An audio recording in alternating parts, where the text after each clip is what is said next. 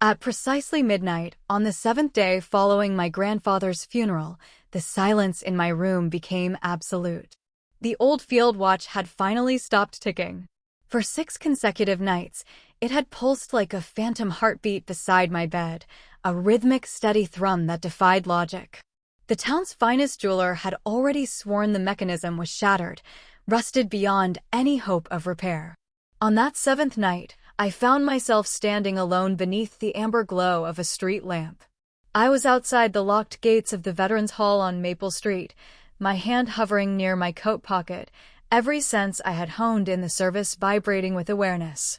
Across the asphalt, a black sedan sat idling, its headlights extinguished like a predator in the brush. Then, the driver's side door creaked open. A tall man emerged, draped in a dark, crisp service uniform. His silver hair was cropped in a severe military cut, and his shoes caught the dim light, polished to a glass-like sheen. He walked toward me with a measured, deliberate gait, not threatening, but entirely purposeful, as if we were keeping an appointment made years ago. When he reached the circle of yellow light, he snapped a sharp, perfect salute. "Ma'am," he said, his voice low and steady. "You passed." A biting wind swept through the deserted street, chilling the air. I looked down at the watch cradled in my palm, staring at the spiderweb cracks on the glass face and the hands frozen eternally at 12. In that moment, for the first time since my grandfather's passing, a realization struck me.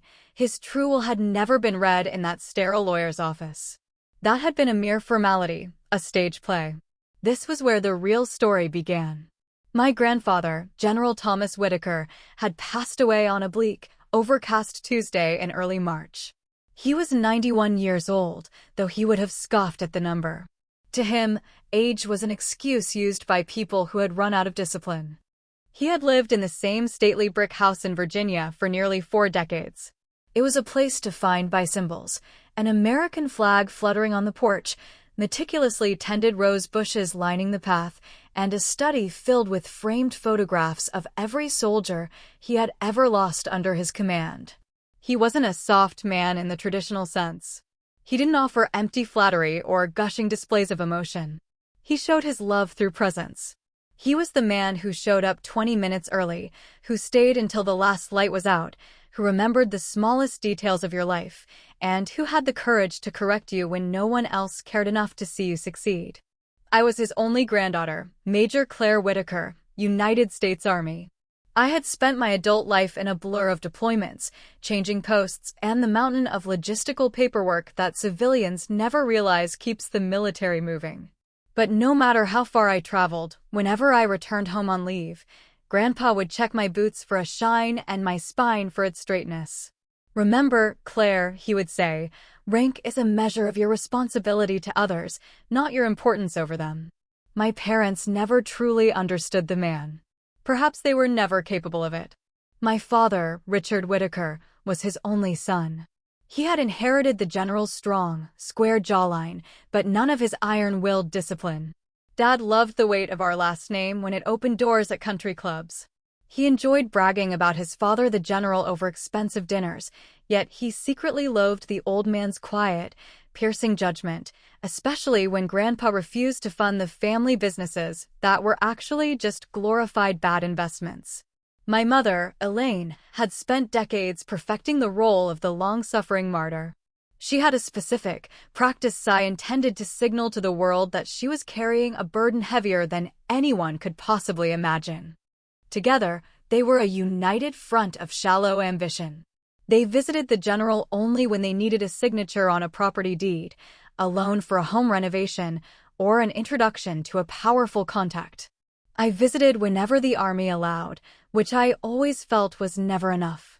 The funeral was held in a modest Methodist church with white wood siding and creaking oak pews. It was filled with veterans who moved with a slow, dignified gravity, some leaning on canes, others wearing medals pinned to blazers that had grown uncomfortably tight around the shoulders. The honor guard folded the flag with a surgical precision that made my throat ache. When the bugle began to play taps, I kept my gaze fixed forward. I did not cry, not because I wasn't grieving, but because I was in uniform, and because Grandpa had taught me that true grief didn't need to collapse to be profound. After the service, men with weathered faces shook my hand. "He was so proud of you, Major. He spoke of you constantly. You were the only one he truly trusted, Claire." Those words should have been a comfort. Instead, I watched my father's jaw tighten with every compliment directed my way. 2 days later, we gathered at Mr. Callahan's law office for the formal reading of the will. The office was tucked above a pharmacy in downtown Fredericksburg, a space of creaking floorboards and tall windows overlooking the courthouse square. It smelled of aged paper, leather, and lemon wax. My father wore a navy suit that looked far too expensive for a man who complained about his finances as often as he did. My mother sat beside him in pearls and a black dress, looking less like a mourner and more like someone prepared for a society photo op. I arrived in my Class A uniform, not to show off, but because I had come directly from a memorial briefing at the base. My father looked me up and down as I took my seat. "Still playing soldier, I see," he muttered under his breath. "Good morning, Dad," I replied, my voice level. He offered a smile that held no warmth. "Well, let's see what your grandfather thought of all that dedication of yours." Mr. Callahan, a thin, meticulous man in his 70s, had been my grandfather's attorney for decades. As he opened the thick manila folder, his hands remained steady, though he let his eyes linger on me for a fraction of a second longer than necessary. He began with the primary assets. "To my son, Richard Whitaker, I leave my primary residence, including all furnishings and personal effects not otherwise designated." My mother took a sharp, audible breath, as if she had just been granted a new lease on life. Then came the rest: the savings accounts, the diversified investment portfolio, the acreage outside Charlottesville, and a collection of military antiques my father had long coveted for their market value. Almost everything of material worth went to my parents. With every sentence, my father leaned further back in his chair, his confidence swelling. I sat perfectly still, commanding my face to remain a mask.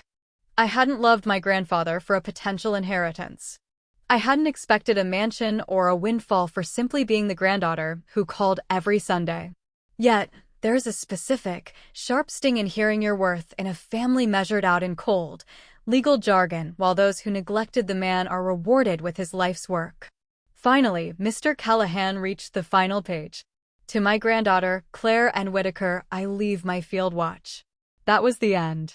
The lawyer reached into a small, padded envelope and withdrew the timepiece. The leather band was faded and worn. The glass was cracked. The hands were motionless. I recognized it instantly. It was the watch Grandpa had worn in every theater of war, in every photograph from his decades of service. When I was a child, he would let me hold it, whispering a warning that time is the only thing a commander can never order to retreat. My father let out a short, sharp laugh. It wasn't a loud sound, but it was meant to cut. "So, that's what you're worth to him," he sneered. My mother touched his sleeve, but she didn't correct his cruelty. I looked at the watch resting in Mr. Callahan's palm. Something in my chest tightened, then suddenly went calm. I had been insulted by far more formidable men in much more dangerous places than this. I reached out and took the watch. "Thank you," I said. My father shook his head as we stood to leave.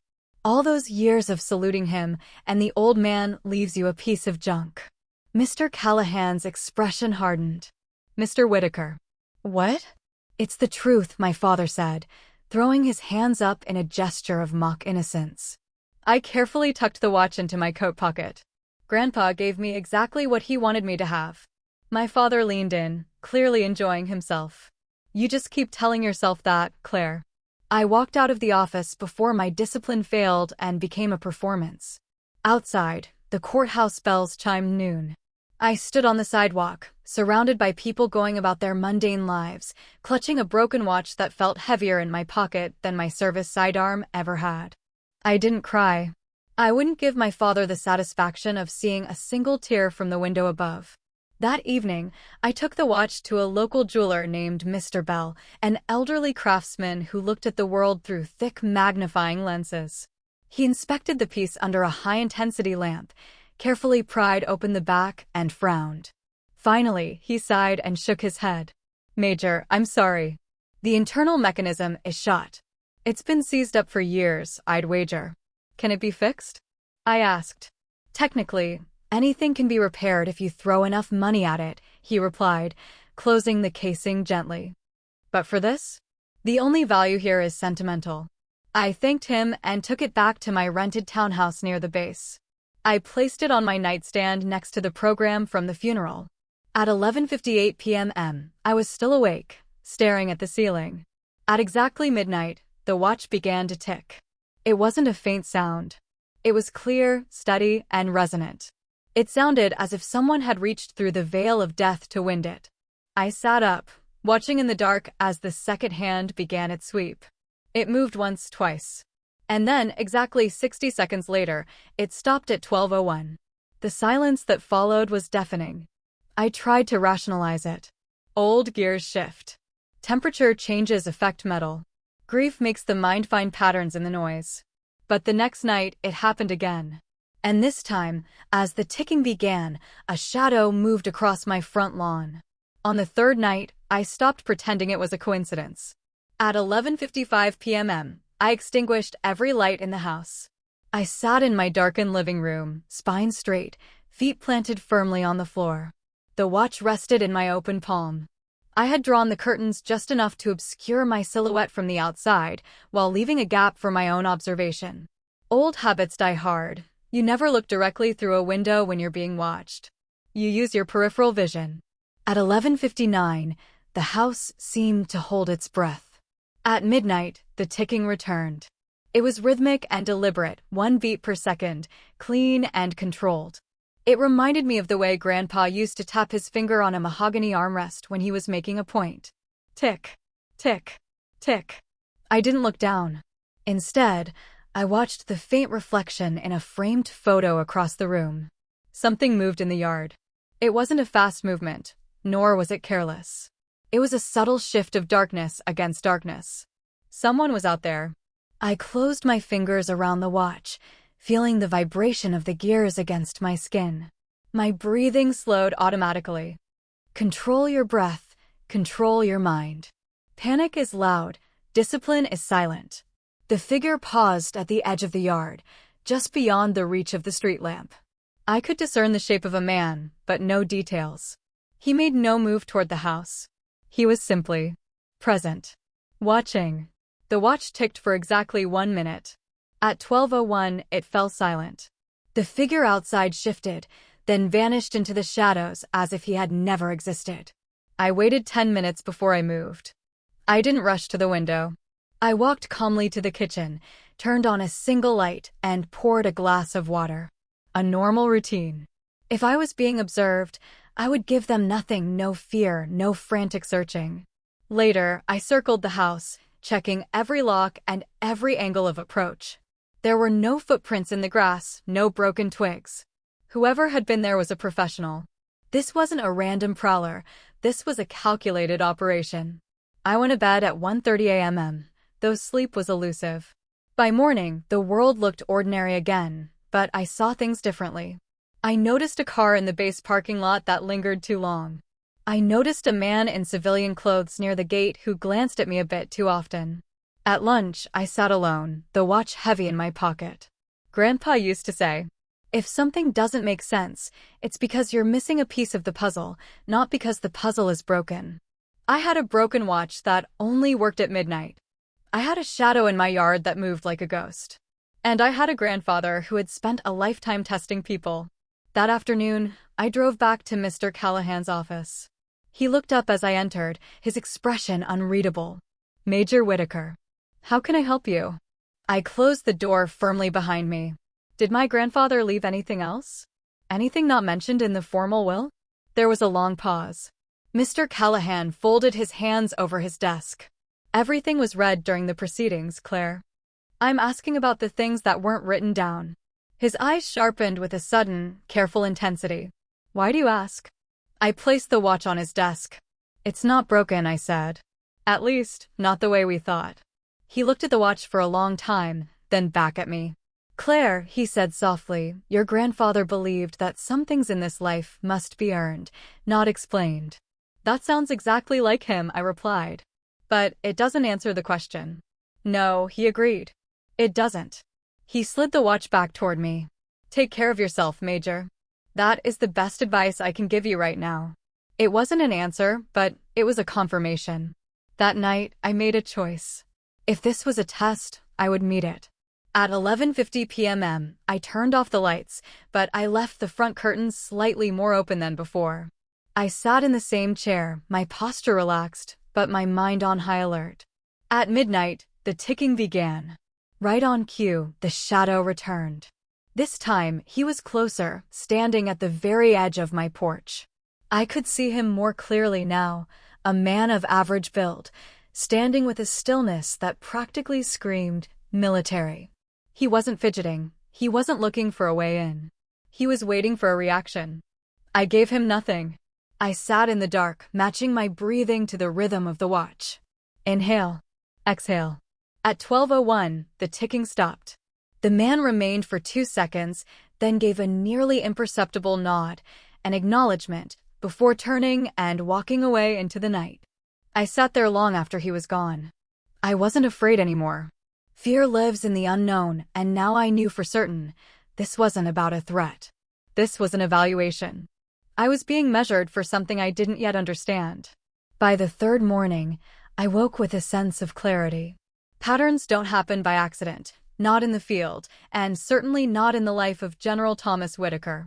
I went for my morning run, but I changed my route. I headed toward the older, more skeletal part of town, where the sidewalks were cracked and the oak trees formed a canopy over the narrow streets. I kept my pace steady, my eyes scanning the environment. You don't look for a tail by looking behind you. You look for the vehicle that appears, disappears, and then reappears 3 blocks later. At the 2-mile mark, I spotted it, a dark SUV with its engine idling. As I passed, I caught a glimpse of the driver in a shop window's reflection. He was wearing sunglasses at 6:15 in the morning. I turned a corner I hadn't planned to take. I slowed my pace slightly, feigning a cramp. 30 seconds later, the SUV rolled around the corner. Not aggressive, just keeping range. I almost smiled. It was a controlled follow. They weren't even trying to hide from me, they were letting me notice. Back home, as I sat with a cup of black coffee, my father called. I let it ring twice before answering. Claire, he said, his voice laced with his usual irritated politeness. I assume you've seen the transfer papers for the house. I have. We're listing it next week. No sense in letting it sit. The market is peaking. To him, that house wasn't a legacy. It was just a number on a balance sheet. I see, I said. So, you're not going to fight it? The will? Fight what, Dad? You got nothing, Claire. Or next to nothing. If you want to contest it, now is the time. I looked at the watch on the table. I'm not contesting anything. There was a long silence on the other end. Well, he said, his voice sharpening. I suppose you're used to just following orders. Take care of the house, I said, ignoring the bait. It mattered to him. It matters to me too, he snapped. Just in a more practical way. You always do this, act like you're above it all. I didn't bother explaining that silence isn't the same as indifference. I have to go, I said, and ended the call. That night, I changed the game. At 11:40 p.m., I left my house and walked to a small, flickering park 3 blocks away. I sat on a bench, the watch on my wrist, and waited. If they wanted to observe me, I would give them a front row seat. At midnight, the watch began to pulse. Tick, tick, tick. The figure didn't stay in the shadows this time. He crossed the street, his shoes clicking softly on the pavement. He stopped under the edge of the flickering lamppost. He was in his mid-50s, with a posture that suggested he had spent his life under command. He didn't speak. Neither did I. I met his gaze, not as a challenge and not in submission. I simply remained present. At 12:01, the watch stopped. The man held my gaze for one more heartbeat, then gave a slight, respectful nod. He turned and walked away without a word. 7 days, I thought as I walked back home. Why 7? Grandpa never did anything without a reason. The test was moving into a new phase. 7 days is the window of time it takes to truly test a person's consistency.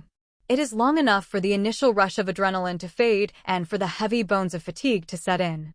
It is the duration required for a person's routine to slip, for their carefully constructed facade to crack, and for them to reveal the impulses they would never show on day one.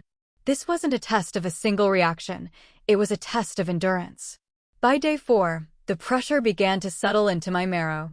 It wasn't dramatic, no grand gestures or overt threats, just a slow accumulation of small, jagged strains. A restless night followed by a misplaced set of keys, a meeting that ran late, leaving me perpetually behind schedule. At lunch, I spotted the same man from the park. This time he was in civilian clothes, sitting at a cafe table across the room. He never looked at me directly, but I could feel the weight of his awareness. They were closing the distance, testing me in different environments to see if my behavior would warp under the shifting conditions of my daily life. That evening, I stood in my kitchen, staring at the watch as the seconds crawled toward midnight. A part of me, the impulsive, frustrated part, wanted to storm outside, call them out, and demand answers. But that would have been a reaction born of impulse. And if this was what I believed it to be, then a reaction was exactly what they were waiting for. I thought of my grandfather again. I remembered the way he used to stand in absolute, stony silence whenever I argued as a teenager. He would let me exhaust myself with words, waiting until the fire died down before delivering a single sentence that cut through everything. The hardest thing, he once told me, is not acting when every fiber of your being wants to. At 11:59, I closed my eyes for a moment to center myself. At midnight, the watch began its rhythmic ticking, and this time, I stayed exactly where I was. By the 4th day, the silence around me began to feel crowded. That might sound strange to someone who has never been watched, but anyone who has lived under the weight of observation understands it perfectly. Silence changes when there is intent behind it. A quiet room becomes a room filled with unspoken questions. An empty sidewalk becomes a place where someone may be measuring your pace, your posture, and the way your hand moves when a car passes a little too slowly. I had lived with tension before. I had stood in briefings where a single wrong decision could cost lives. I had walked through streets overseas where every window deserved a second glance. But this was different. This was happening at home, in a quiet Virginia town where neighbors raked leaves, children rode bikes, and the church bells still rang on Sundays. Pressure is easier to carry when you can identify its source. This pressure had no name yet. That morning, I found my keys in the freezer. I stood there with the door open, the cold air spilling over my boots, staring at the small metal ring resting beside a bag of frozen peas. For a long moment, I simply looked at it. I was certain I had left them on the table. At least, I believed I had. Sleep had been thin for 3 nights, and my mind had been running calculations I couldn't commit to paper. Who was following me? Who had authorized this? What had Grandpa arranged, and why had he left me in the dark? I picked up the keys and closed the freezer door. Fatigue makes fools of even the best people, Grandpa used to say. He was right. Later that morning at the base, I made a mistake in a training schedule that I normally would have caught before my first cup of coffee. A young captain pointed it out gently, his tone almost apologetic. "Ma'am, I think the range time overlaps with the medical block." I looked at the paper, saw the glaring error, and nodded. "You're right. Good catch." "No problem, ma'am." But it was a problem. Not because of the schedule, but because I could feel my patience wearing thin, like a piece of old, frayed cloth. I corrected the error, thanked him again, and retreated to my office, closing the door softly behind me. Softly mattered. Slamming a door is still a loss of control, even if no one calls it that. Around noon, my father called again. I considered letting it go to voicemail, then answered because avoiding him would only give him more weight in my mind. "Claire," he said, skipping the greeting. "We need to talk about your grandfather's study." "What about it?" "There are locked cabinets. I don't have the combinations." "I don't have them either." "That seems unlikely." "It's the truth." He made a sharp, dismissive sound through his nose. "You spent more time in that room than anyone." "I was invited there," I said. "That doesn't mean I had access to everything." There was a pause, and I heard my mother's voice faintly in the background. Something about appraisers. Something about antique buyers. My hand tightened around the phone. "Dad," I said carefully. "Don't sell his personal military records. Don't tell me what to do with my property. It's not just property. It is now." His voice sharpened. "According to the will you seem so willing to respect." There it was, the trap. If I argued, I would sound bitter. If I pleaded, he would enjoy the power.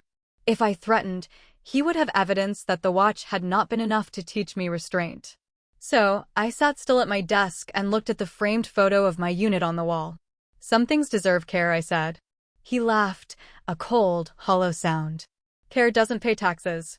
"No," I replied, "but greed always collects interest." The line went quiet. For once, he had no quick answer. When he finally spoke, his voice was lower, meaner. "You know, your grandfather saw through you at the end. All that uniform, all that duty talk. He left you a broken watch because that's all you earned." I closed my eyes. Not from pain, exactly, but from the sheer effort of staying still. He wanted me wounded. He wanted proof that his words could still reach the child in me who had once waited by the window for him to show up to school plays and promotion ceremonies.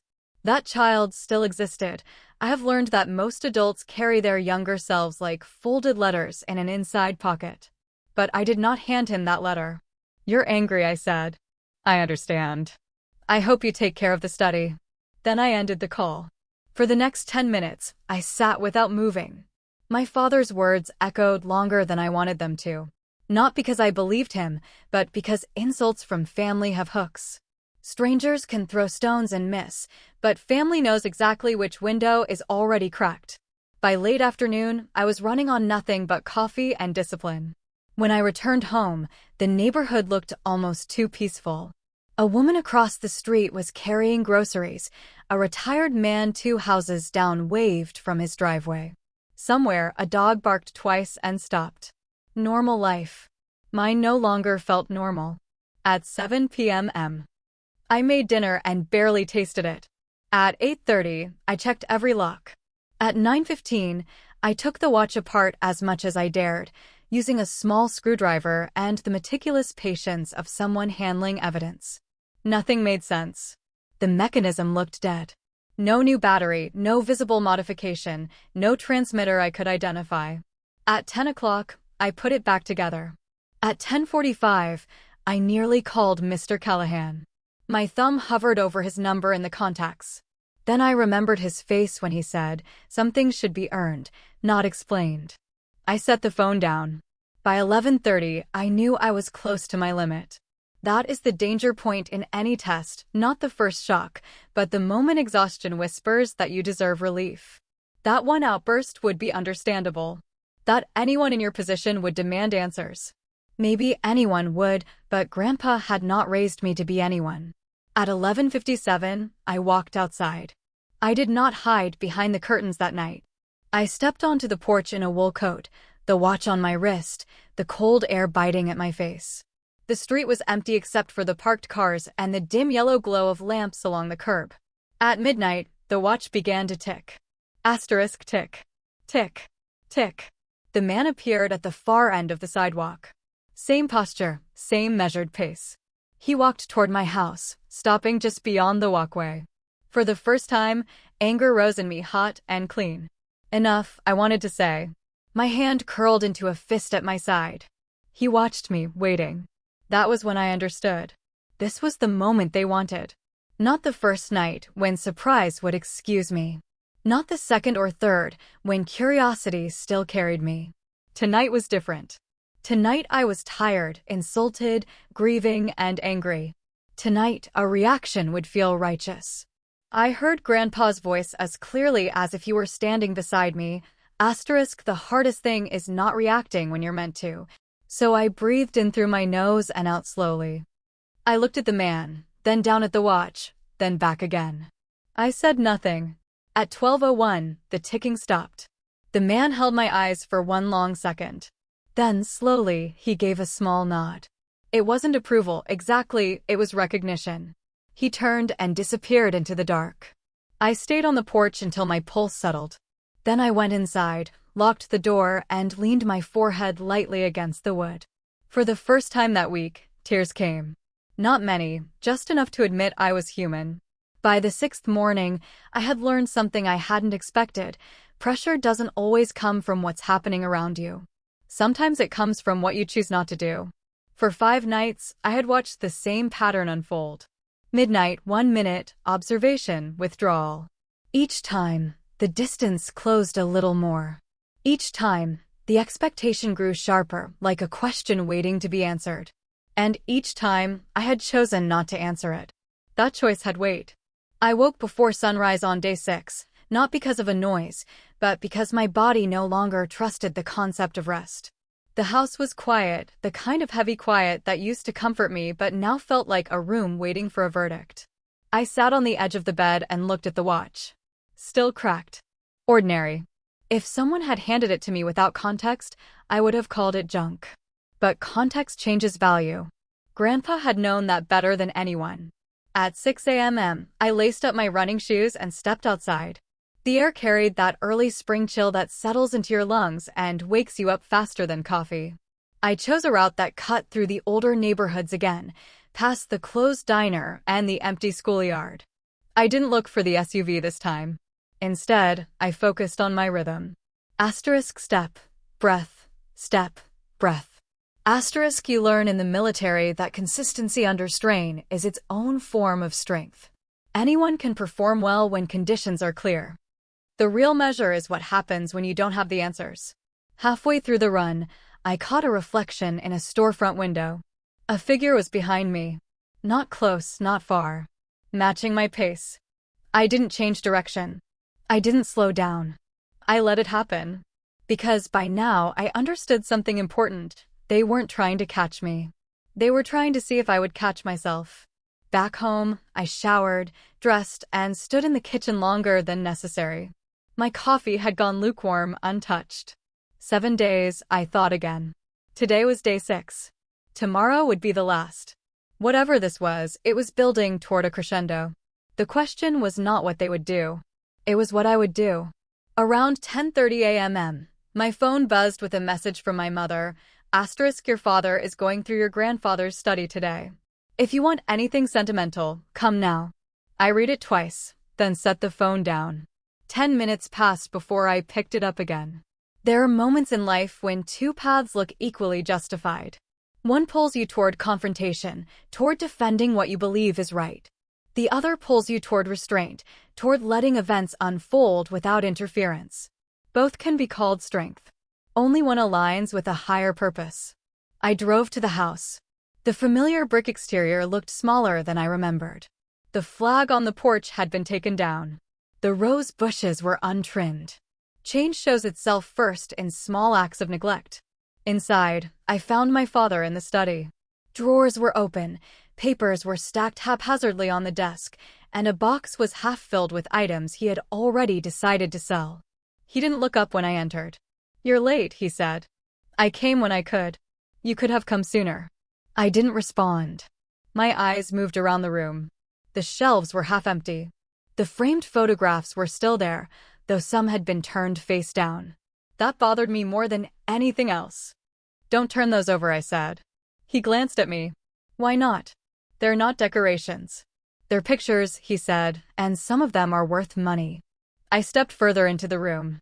They're records of people who mattered to him. They mattered to him, he corrected. Not to me. There it was again, the divide that had always existed. I walked to the desk and picked up one of the frames he had set aside. It was a young soldier, barely older than I had been when I first enlisted. A name was engraved beneath the photo, alongside a date of death. My grandfather had kept every one of them. "You're not selling these," I said. My father straightened his back. "Watch me." I placed the frame back on the desk carefully, deliberately. "This isn't about money, Dad." "It's always about money," he snapped. "That's what you don't understand. You can afford not to care because you've never had to rely on it." I almost laughed, not out of humor, but out of pure disbelief. "I've relied on a lot of things," I said. "Just not that." He stepped closer, his voice dropping an octave. "You think you're better than me?" "No," I said. "I think we value different things." That's the same thing. It isn't. For a moment, we stood there, the air between us tight with the pressure of years of unspoken arguments. Then he shook his head dismissively. Take whatever you want, he said, gesturing vaguely. But don't pretend it means something more than it does. I looked at the room one more time. Then I made a decision. I took nothing. Not the photographs, not the books, not even the small wooden box on the shelf that I remembered Grandpa using for letters. Because taking something in that moment would have turned it into a matter of possession. And this, whatever this test was not about possession. It was about understanding. I'm leaving, I said. Of course you are, he replied. I walked out without looking back. That evening, I prepared differently. Not with more caution, but with more intention. At 11:45 p.m., I left the house and walked to the same open area near the park where I had sat 2 nights before. The bench was empty. The street was quiet. I didn't sit this time.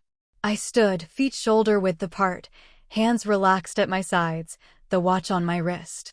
At 11:59, I closed my eyes for a brief second, not in fear, but in focus. At midnight, the watch began to tick. Asterisk tick, tick, tick. The man appeared almost immediately, closer than before. He didn't stop at the edge of the light this time. He stepped directly into it.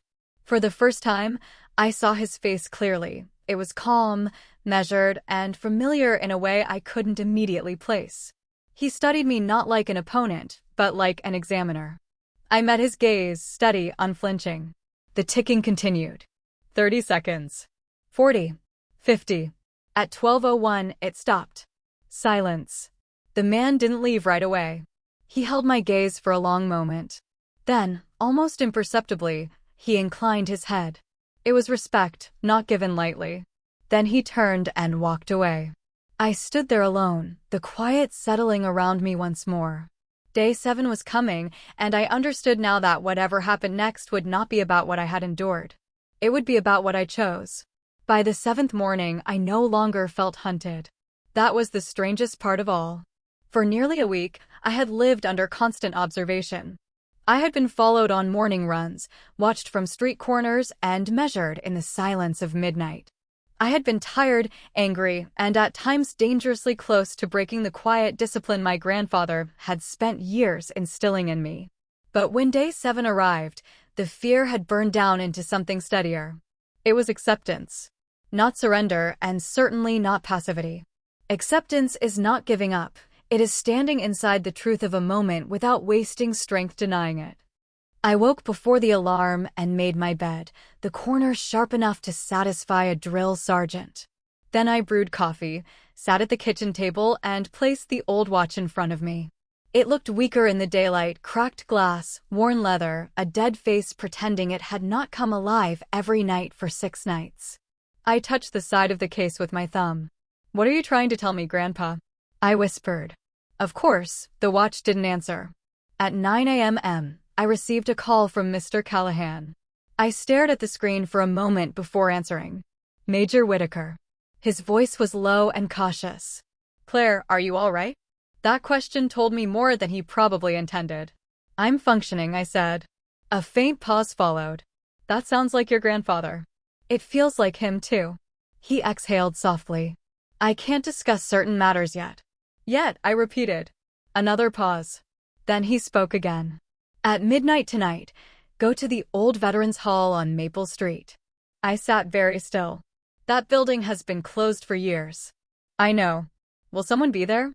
Yes. Are they a threat? No. I looked at the watch. Was this my grandfather's doing? Mr. Callahan was silent long enough for the answer to settle before he spoke. Be there at midnight, he said. And Claire. Go alone. The line ended. For the rest of the day, I moved through my duties with a calm that surprised even me. I reviewed reports, corrected a logistical issue, and spoke with a young lieutenant who was nervous about her first command evaluation. She stood in my doorway, twisting her pen between her fingers.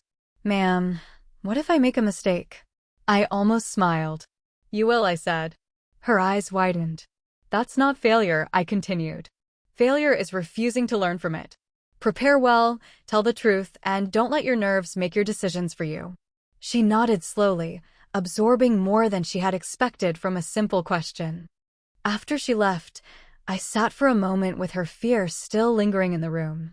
I wondered how many times Grandpa had given me answers that were really meant for much later. That evening, I did not call my father. I did not drive by the house. I did not search for the man who had been watching me. At 11:30 p.m., I put on my dress uniform. Not because I expected a ceremony, but because I finally understood that this was one. I stood before the mirror, adjusting each part with care, the jacket, the ribbons, the nameplate, the hair pulled neat and tight. My reflection looked composed, but my eyes showed the weeks of weight I had carried. That was all right. Strength does not require looking untouched. At 11:45, I left my townhouse and drove through the quiet streets toward Maple Street. The town had mostly gone dark. Porch lights glowed here and there, and a flag shifted gently outside the post office. Somewhere in the distance, a train horn sounded long and lonely. The old Veterans Hall stood near the corner.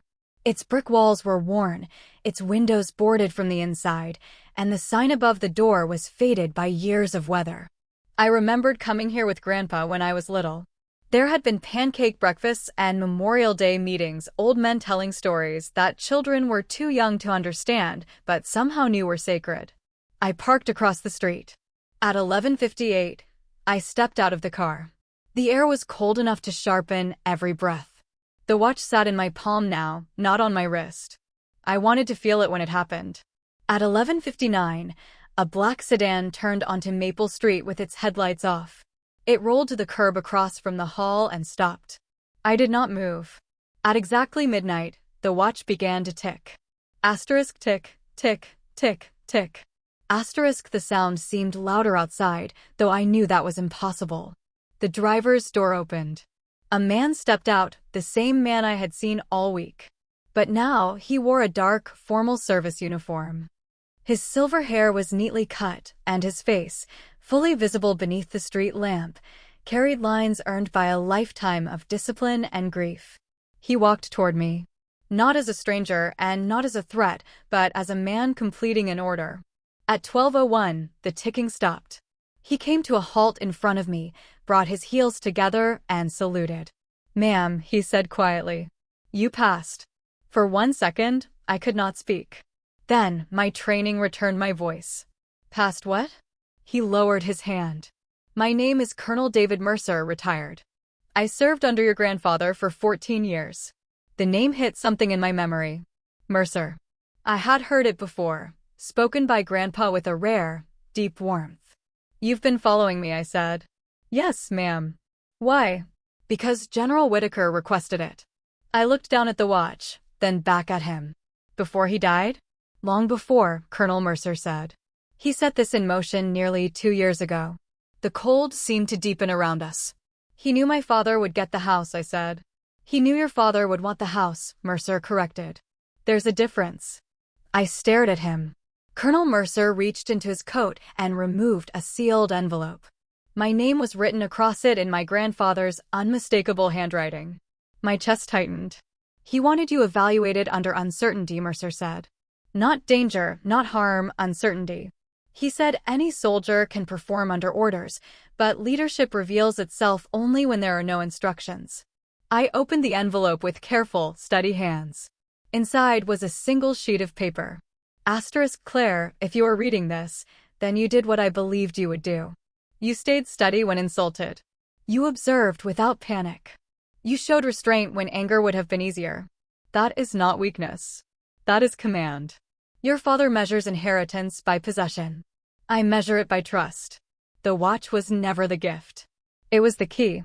I had to stop reading for a moment. Colonel Mercer waited without rushing me. When I finally looked up, he handed me a small brass key attached to a worn tag. "Veterans Hall," he said, gesturing to the dark building behind him. I looked at the heavy doors, then back at the man who had been my shadow for 7 days. The test was over, but the purpose was only just beginning. "This place?" I asked, my voice barely a whisper. "Not just this place," Mercer replied. "Your grandfather spent 20 years building something here, quietly, privately. He called it the Whitaker Trust." "For what?" For the veterans who fall through the cracks, Mercer said, his gaze unwavering. The widows, the disabled servicemen, the families waiting on benefits that never seem to come, and the soldiers too proud to ask for a hand. He funded it all through assets your father knew nothing about. My throat tightened. The house and the money my parents had inherited were real, but as Mercer said. But that wasn't the legacy. He turned toward the old hall. General Whitaker didn't leave you a fortune, Major. He left you what mattered most. Mercer opened the door with his own key, and a wave of warm light spilled out from the interior, cutting through the evening gloom. Inside the old veterans' hall, time had not been abandoned, it had been carefully preserved. That was my first thought as Colonel Mercer stepped aside to let me pass. From the street, the building had looked like a relic, dark brick, a faded sign, and boarded-up windows. But inside, warm lamps glowed over polished wooden floors that smelled of lemon wax and history. The walls had been meticulously repaired. The ceiling fans turned with a slow, rhythmic hum. Along one side of the room hung a silent gallery, framed photographs of veterans from different wars, different eras, and different branches of service. They all looked out with the same quiet, haunting dignity. At the far end of the hall stood a long table covered with neatly organized folders, and beside it, 6 people were waiting. There were 2 elderly men in crisp suits, a woman in her 70s with a silver braid and eyes sharp enough to cut through any excuse, a younger man with a prosthetic leg, a middle-aged woman clutching a notebook, and Mr. Callahan, standing tall with both hands folded over his cane. No one clapped. No one gave a rehearsed speech. They simply stood in unison when I entered. That silence nearly broke me more than a round of applause ever could. Colonel Mercer was the first to speak. Major Whitaker, welcome to the Whitaker Trust. I looked around the hall, my eyes drifting from the photographs to the folders waiting on the table. My grandfather did all of this? For 20 years, Mr. Callahan said softly.